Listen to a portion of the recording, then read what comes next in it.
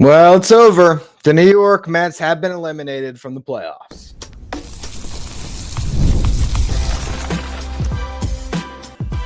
You are Locked On Mets, your daily New York Mets podcast. Part of the Locked On Podcast Network, your team every day. Hello to all you amazing Mets fans. You're watching Locked On Mets, part of the Locked On Podcast Network, your team every day. I'm your host, Ryan Finkelstein. I've been covering the New York Mets on this show since the 2019 season. It's the only podcast that covers the Mets 7 days a week throughout the regular season. If you want to find some of my written work, you can do so over at justbaseball.com, where I work as the editor-in-chief. Not much to say about that Mets game other than absolutely brutal. Just a brutal end to a season that deserves an ending just like that. It took 84 wins to make the playoffs this year. 84. The Brewers beat the Reds. What you needed to have happen on Sunday happened. But just as we thought, what would this Mets team do when it mattered most? They'd lay an egg. And they would lose their way out of the playoffs. All they had to do was beat the Marlins 3 times in their final 7 matchups, and they don't. They lose 5 of 7. All they had to do was beat the Nationals in that final series at Citi Field. What did they do? They lost that series. All they had to do was take 2 or 3 from the Rangers, and it goes on and on and on. When you miss the playoffs by a tiebreaker and you have a $350 million payroll, there's a lot of second guessing that's going to take place. You're going to wonder, man, maybe we had brought Nolan McLean up 3 weeks sooner and we make the playoffs. Probably. You don't think one of those games that was started by Brandon Waddell might have gone a little bit differently, or Frankie Montas, if it was Nolan McLean in that game? That's a mistake that you look back on. You look at the deadline, how things didn't work out, and we will have time throughout the offseason to really dive deep into all of these things and talk about the decision-making and all of that, but this is an embarrassing way to go out, and it's a fitting way to go out for this team because they have been an embarrassment since the middle of June. They got off to a great start, and then it just faded, and it fizzled, and it was a slow bleed for the past, 3-4 months. It's just been horrible to watch. And in a do-or-die game where, again, the Brewers came from behind and gave you the win that you needed. The Brewers could have knocked the Reds out of the playoffs. And now the Reds get to pop champagne and celebrate their 83-win season, getting them into October. Now, granted, it's probably just a one-way ticket back home once you go to LA, because I don't think either of these teams is really capable of beating the Dodgers in a 3-game series, but it's still a 3-game series. Anything can happen. The Nationals beat the Mets last week. So anything could have happened. And you could have at least avoided the embarrassment of going out like that, getting shut out by the Marlins. The bats just could not come through. And granted, there was a couple of moments. You had the bases loaded. Pete Alonso hits the hardest ball of the season that the Mets have gotten all year, and it ends up in the left fielder's glove. But you got 5 hits in this game. And, I mean, don't even get me started about how Carlos Mendoza manage this game, because I have been a proponent of this being about the players. That's the reason the Mets have blown this season. It's the players that let the ball drop. It was Sean Manaea having a brutal second half of the season, coming off the injured list and really costing the Mets game after game after game. It's David Peterson having a brutal second half. It's Kodai Senga being so bad he got demoted. There's so many players you can point to in their not meeting expectations with their performance and say that's one of the reasons why the Mets did not end up making the playoffs. But here's Carlos Mendoza. I don't even know what he was doing. I understand that Sean Manaea has had a really bad run of it, but I thought he was throwing the ball pretty good. Yes, he issued a couple of walks in that second inning. But do you not understand the ramifications of pulling Sean Manaea in the second? It's not like the Mets have the Padres bullpen. And if you were going to go with the straight bullpen game, start Huascar Braziban and don't even mess around with Sean Manaea in the game. But he pulls Manaea in the second inning. And that, I think, cost the Mets. It really did. Because then you were making it a nightmare to try to get 27 outs, to the point where Edwin Diaz is pitching in the 5th inning and he was up in the bullpen in the 4th. And the crazy part about all of this, just imagine the Mets did come back. Imagine the Mets came back and they scored 5 runs in the 9th inning. I thought there was a couple ways that game was going to end. Either the Mets were going to lose exactly how they did with a whimper and get shut out, or they were going to have a miraculous comeback, and because they burned every single arm, it would be on Dylan Ross to make his MLB debut in a save situation. And who knows how that would have gone. But Carlos Mendoza, to me, all of a sudden is on the hot seat because that was as poor of a managed game as you could have found. I mean, it was inexplicable. Inexplicable to go to Braziban in the 2nd and not give Minaya a chance when he looked pretty good. Didn't give up a hit. Issued 2 walks in that inning, but did not give up a hit and had 3 strikeouts. I thought he was throwing the ball well. I would have left him in there to at least got you through that inning, because then, who knows, maybe he gets you through another and you can buy some time. Braziban did get out of that 1 inning. Brooks rarely got out of a mess that Braziban left. Not really a mess, but still. But then you go to Stanek. You go to Stanek, and you just knew that decision was going to come back to bite the Mets. Because I would have just kept Raley out there. But he goes to Stanek, and as I tweeted out, well, actually, why does Brooks Raley get the law? I guess it was his run that came across, right? It would have been a lot more fitting for Ryan Stanek's name to be attached to the final loss of the season for the Mets than Brooks Raley. Because you can even go back, talk about second guessing. You could go back to that series against the Nationals where the Mets should have swept the 4-game set back in when was that? Was that June? May or June? Where Stanek blew 2 out of the 4 games the Mets played? I mean, Ryan Stanek this year, just awful. Absolutely awful. Talk about another mistake. The Mets had a club option on Phil Maton, which they declined, so that they could go out and sign Ryan Stanek, because they bought into the postseason. More than the regular season, they bought into who performed in October. Let's bring back Jesse Winker. Let's bring back Ryan Stanek. Let's not bring back Phil Maton, who was nails throughout the regular season. And what did Phil Maton do this year? He pitched to a 2.79 ERA over 61 1/3 innings. What did Ryan Stanek do this year? A 5.30 ERA. He lost 6 games. And how many saves did he blow? At least 6. Yeah, 6. Blew 6 saves for the Mets in a season where you get eliminated via a tiebreaker. I mean, it just doesn't get any more frustrating. This Mets team that had so much promise, you go up and down that lineup and you just focus on individual seasons for some of the Mets hitters. What you got from those top 4 guys, what you got from Soto, from Lindor, from Alonso, even Nimmo, in a year that I think a lot of us would say, oh, was that the best that Brandon Nimmo had to offer? He certainly blew it when it came to that opportunity last week, the bases loaded and 1 out. I still think that's where the Mets lost this season. That was the loss to me. That was the worst one.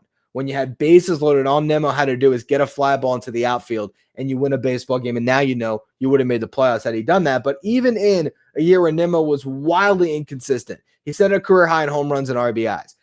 There's so much individually that went well for some of these guys this season, but collectively, train wreck. And it just never felt like a team. It felt like the Mets were trying so hard to distance themselves from the OMG Mets. Not that I think Jose Iglesias coming back would have done anything for this team, but more just they were trying to start anew and create a new identity. And I do agree to a certain extent that each year a team has to find their own identity. But this team just never did. They never did. Even when they were winning all those games early in the season, they didn't have that unique thing about them. It just seemed like a team that was getting by in smoke and mirrors, and obviously that ended up being true. But you can't have a worse end to a season than this.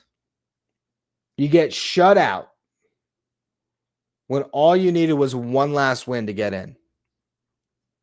And I really look at how this all unfolded, and I think maybe Carlos Mendoza gets axed because you can point to the way he managed this series, just this series, and second guess it and say, that's where the Mets lost the season. And there was a lot of games down the stretch. And I'm not the guy that likes to criticize managers. I really do like to focus on the players, but it's hard to ignore when Carlos Mendoza just had no pulse of his bullpen.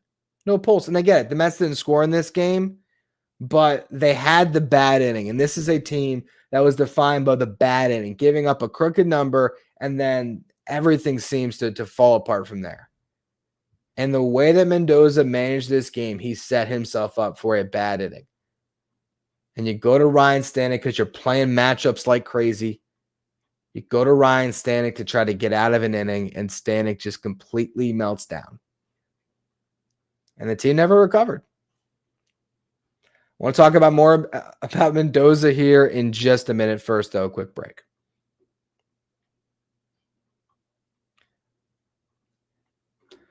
Today's episode is brought to you by FanDuel. You've probably seen right now the football season going on. FanDuel is the place to go to get in on the football action. With FanDuel, when you place your first $5 bet, if you win, you're going to get $300. I'm all over the place. The Mets lost. Give me a break here. You're going to get $300 in bonus bets guaranteed if you win your first $5 bet. I love using FanDuel because it adds that extra energy to the games that you're watching. There's so many different ways you can play, from player props to building the same game parlay, even jumping in live as the action unfolds. It's quick. It's easy. It's the best way to add a little more energy to your Sunday. So if you're ready to play, download the FanDuel app now by visiting FanDuel.com to get started. That's FanDuel.com to place your first $5 bet. Again, you win that first $5 bet, you're going to have $300 in bonus bets guaranteed. If you're watching on YouTube, do me a favor and hit that subscribe button. Help us get to our next goal of 15,000 subscribers. I'd love to get there. I was going to say I'd love to get by the end of the season. That's what we've been saying, but now the season has ended. So maybe we'll get there by the end of the postseason, as we'll be following along from the sidelines at everything that is going on here. Look, this Mets team to finish with 83 wins, something has to give. Something has to change this offseason. You got to do something to shake it up. Now, anyone that thinks David Stearns is going to get fired, it's just not happening. David Stearns, despite all the criticism, that is fair. Everybody bears a little bit of responsibility in this season going as bad as it did. And David Stearns does bear a lot of responsibility. He's the decision maker. He's putting the roster together. And it was not the right combination of guys. I just talked about the decision to not bring back Maton, but to bring back Stanek. That's just one of many. To sign Frankie Montas. Maybe you shouldn't have signed Sean Manaea in retrospect. Who knows? I think we're arming ourselves with a little bit too much hindsight when we're revisiting all the different moves that were made. But clearly, it was not a good season for David Stearns in this front office. Don't get me wrong. But at the same time, if you look at what a front office, or how to measure a front office in their performance, you have to look at the farm system too. And this is now one of the best farm systems in all of baseball. And that is that's due to the front office and the way they've drafted players, the way they've signed players, and more importantly, the way they've developed players. And so I think the future is still bright for the New York Mets. And I still believe David Stearns is the right guy to make decisions. And I know for a fact that Steve Cohen believes that David Stearns is the right guy to make decisions. Now, this is a franchise that doesn't want to have incredible turnover. They don't want to be the franchise that is changing managers out every 2 seasons, which is what they would do if they got rid of Carlos Mendoza. Buck Showalter got a couple years. Mendoza would get a couple of years. How many years did Luis Rojas get? Did he get a couple years? Bertie Van Wagenen was what, 2019 and 2020? And then Luis Rojas was what, 20? Or no, it was Bertie Van Wagenen, the GM. Mickey Callaway was what, 18 and 19? Then you had Rojas was 20 and 21, Showalter 22, 23. So it has been every 2 years. So I still don't think the Mets will actually do it. But if there was ever a season where it warranted a manager getting fired, it's this one. It would warrant clearing house, honestly, because that is how bad of a collapse this was for the New York Mets. And I really think in the do or die game, to try to prolong your season and get into October when you honestly didn't deserve it, Carlos Mendoza had a horrid game. Horrible. I don't know if that was the strategy. I don't know what the front office said, hey, before the game. All right, so, if you're in a situation where Sean Manaea walks 2 in the second inning, you should pull him. I don't know if that was laid out and that was the blueprint. I sort of doubt it. But Carlos Mendoza managed this game scared to lose and didn't manage it to win. And I just think he had no pulse on this team all year. Now, last year, the Mets were amazing. They went to the NLCS in a season and nobody expected them to do that. You could go back and say, oh, well, the Mets had this huge payroll, so they're expected to win in 2024. That's not what the talk was going into the season. The talk was just, can they make the playoffs? And then they did, and they went on a run. So you have to look at this 2 years with this regime and say, well, they had that great season last year, so that's still on their resumes. But man, was this disappointing. Man, was this brutal.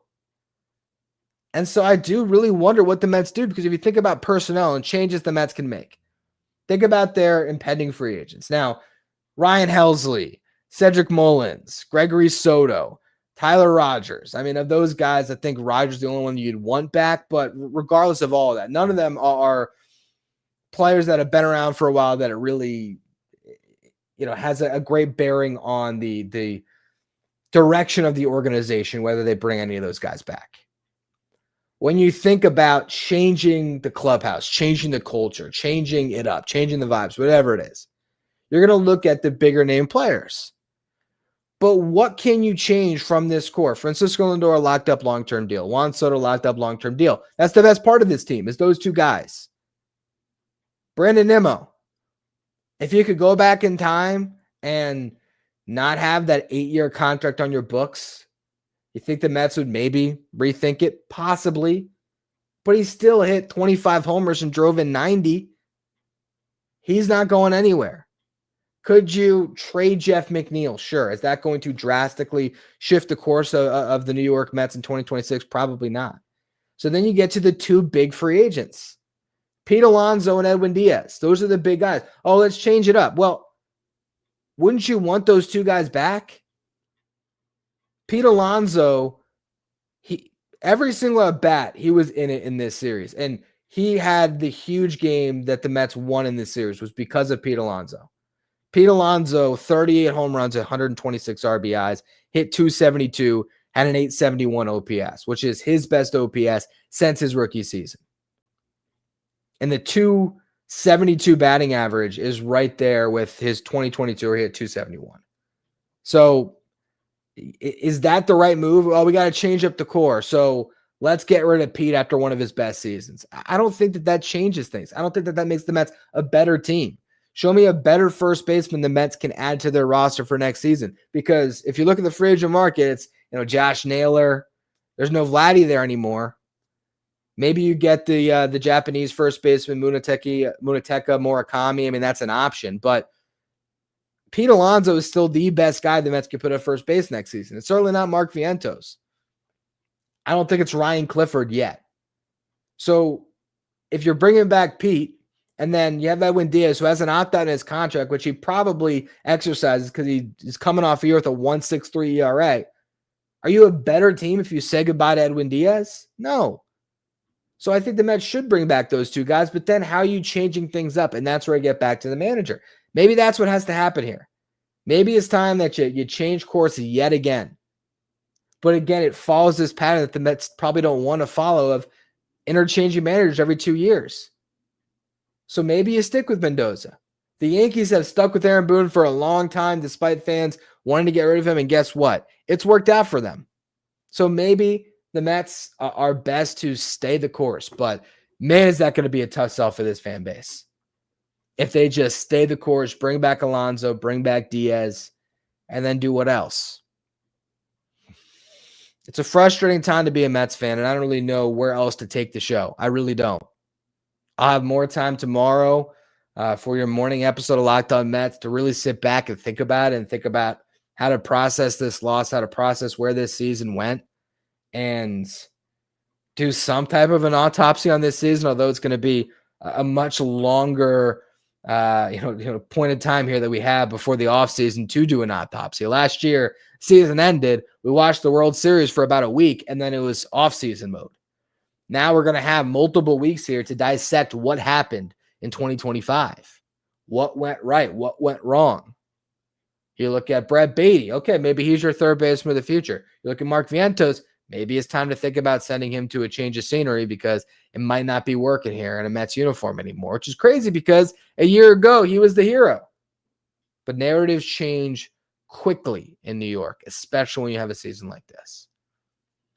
All I can say is when you looked at where this season was heading, and we knew that it was going to end in Miami, this is the worst nightmare realized, 100%.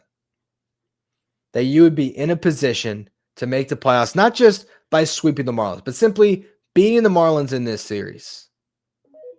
And you couldn't do it. And I just got people blowing me up, not realizing I'm going live here.